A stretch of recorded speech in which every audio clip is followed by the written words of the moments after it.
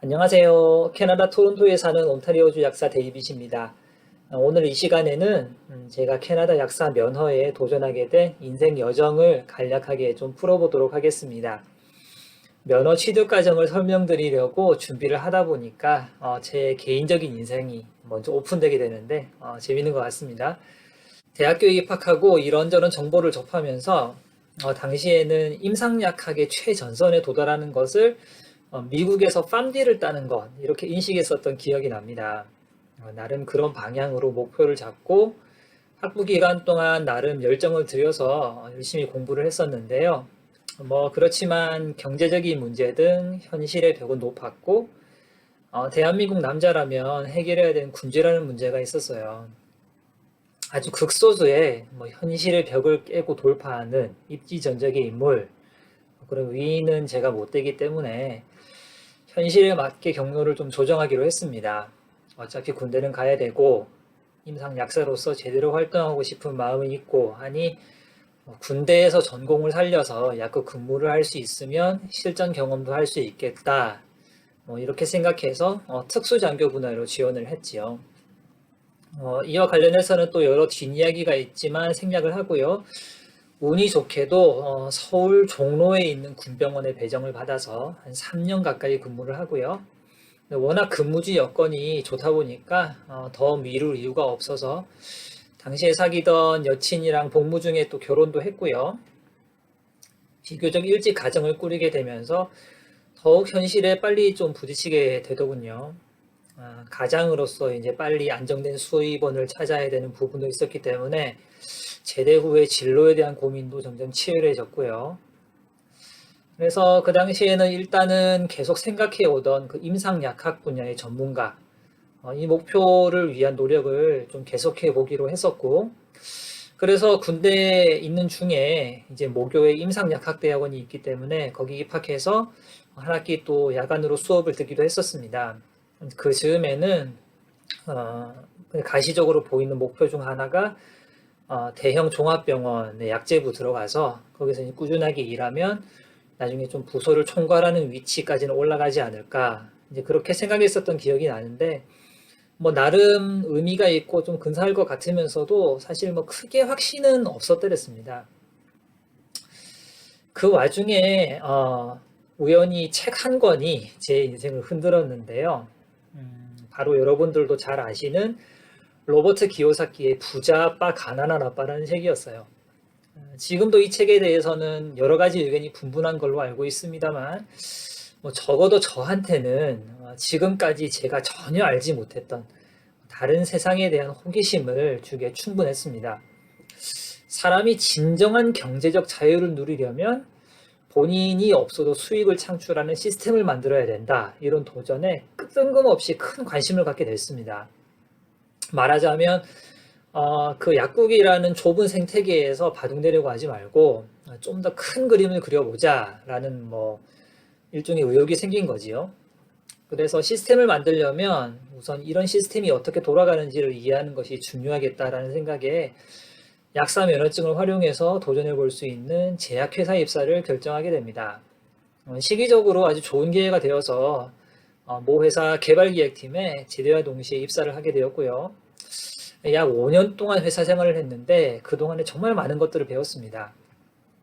지금 캐나다에서 살아가면서도 그 경험들은 제가 여러 가지 의사결정을 하고 다양하게 맞부딪히는 상황을 효과적으로 관리할 수 있는 중요한 원천이 되어 왔다고 생각을 합니다. 많은 업무에 몸이 좀 힘들긴 했지만 딱히 회사 생활에 대한 매너리즘 같은 것도 없었고 새로운 프로젝트를 여러 수행하면서 제약 산업 전반의 흐름과 비즈니스에 대한 이해도 많이 깊어지고 그래서 개인적 성취에도 만족하면서 하루하루를 보내던 찰나에 큰 사건이 터졌습니다. 회사에서 사고를 쳤다는 얘기는 아니고 제가 큰아들을 낳고 나서 2년쯤 후에 둘째를 가지게 됐는데 그 둘째가 다름 아닌 자연 임신 일란성 새쌍둥이였던 겁니다. 당장 계산이 안 서겠죠. 그래서 회사에서는 그 이후로 정말 여러 가지로 많은 배려를 저한테 해주셨거든요. 시간 조정도 해주시고 경력금도 주시고 아이들 귀엽다고 사진도 찍어주시고 뭐 여러 가지가 있었어요. 하지만 많은 자녀들을 그렇게 이제 오랜 시간 동안 키우기 위한 시간적인, 경제적인 부분 전반을 고려했을 때, 이 회사를 계속 다니는 것은 회사에도 폐가 되고, 그리고 가정이나 개인 모두에게 큰 부담이 될 수밖에 없겠다라는 결론에 이르렀습니다. 그러면서 가족을 위해서 내가 선택할 수 있는 최선의 옵션이 무엇일지 찾아보기 시작을 했고요. 그 과정에서 캐나다 약사 이민에 대한 소개를 받게 되었어요. 지금은 한국도 당시에 비해서 훨씬 나은 뭐 출산, 육아, 장려 정책 그런 것들이 계속 발전되고 있기 때문에 뭐 눈 딱 감고 버텼으면 지금은 어땠을까 싶기도 하지만 당시에 내렸던 판단으로는 일단 캐나다에서는 뭐 약사로 일하게 되면 한국보다는 훨씬 적은 근무 시간으로 상당한 소득을 창출할 수 있기 때문에 가족과 충분한 시간을 보낼 수 있을 것이다 라고 생각을 했고요. 그리고 국가의 충분한 육아 보조가 보장되어 있었고, 무엇보다도 제가 앞에서 말씀드렸던 그 학부 시절부터 꿈꿔왔던 임상 약사의 길, 그 길을 다시 걸을 수 있겠다라는 희망까지 다시 솟으면서 종합적으로 계산해 봤을 때 뭐 좋은 그림이 좀 그려지더라고요. 그래서 뭐 제가 공부하고 시험 치는 거에는 나름 좀 이골이 나 있는 터라서 뭐 그거 준비하는 것 자체에는 크게 부담이 되지는 않았던 것 같아요. 그래서 회사 다니면서 간을 보면서 1차 시험을 합격을 했고, 그래서 2차 시험 이제 일정이 나오니까 거기에 따라서 뭐 더 회사를 다닐 수는 없기 때문에 퇴사를 했고요. 그 이후에 동네 약국 한 2곳 정도를 한 2년 정도 풀타임으로 일하면서 실전 경험 쌓고, 그러면서 2차랑 3차 시험을 무사히 잘 치렀습니다. 사실 제일 중요한 허들은 뭐 시험이나 그런 것보다는 영주권 내지는 뭐 미니멈으로 취업 비자였거든요. 그래서 캐나다 이민 준비할 즈음에는 마침 연방 전문 인력 이민 직종에서 약사가 제외된 상황이었습니다. 그 캐나다에서 약사가 부족한 직군이 아니게 되었다라는 얘기죠. 그래서 좀 답답했었는데요. 3차 시험까지 다 합격을 하고도 뭐 일할 수 있는 그런 자격이 없는 거죠. 하다못해 인턴십도 비자가 필요하기 때문에 뭐 저는 워킹 홀리데이도 할 수 없고 뭐 그 당시만 해도 30세가 넘었기 때문에, 그래서 인턴십을 할 수 있는 비자조차도 없었기 때문에 뭐 제 고민은 점점 더 커져갔던 거죠. 그래서 그거를 몇 가지 우회하는 방법이 있었지만 근원적인 해결책은 아니었고요. 그런데 마침 2015년에 캐나다 이민성에서 이민제도를 대대적으로 개편을 하면서 그간 적체되었던 전문 인력 이민 쿼터를 마지막으로 대규모로 오픈하게 되었습니다. 사실 그때도 약사 직군은 제외였어요. 근데 대신에 한동안 닫혀 있었던 헬스케어 매니저라는 직군이 열렸어요. 그 조건은 1년 이상 헬스케어 직종에서 매니저로 근무한 경력이 있으면 경력이 만점을 주는 거였어요. 마침 제가 아까 군병원에서 근무를 했었다 그랬죠.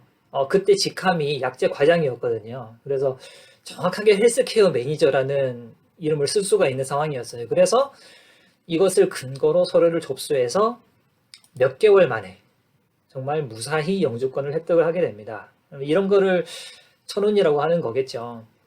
그래서 영주권이 나온다 라고 이제 확실하게 결정이 된 이후에 더 이상 미룰 필요가 없겠다 하고 곧바로 이사갈 준비를 하고요.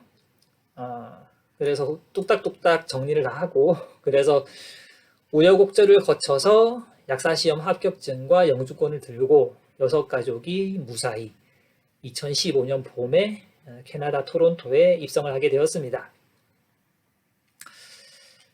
누구나 자기 인생을 돌이켜보고 썰을 풀기 시작을 하면 길고 긴 장편 소설이 되는 것 같아요. 정말 많은 부분을 좀 줄이고 지나쳐 봤는데도 이렇게 분량이 많아지네요. 미처 못 나눈 얘기들은 또 다음 기회에 또 풀어보기로 하고요. 오늘은 여기서 마무리하겠습니다. 구독, 좋아요, 알림 설정 잊지 마시고요. 다음 영상으로 또 찾아뵙겠습니다. 안녕히 계세요.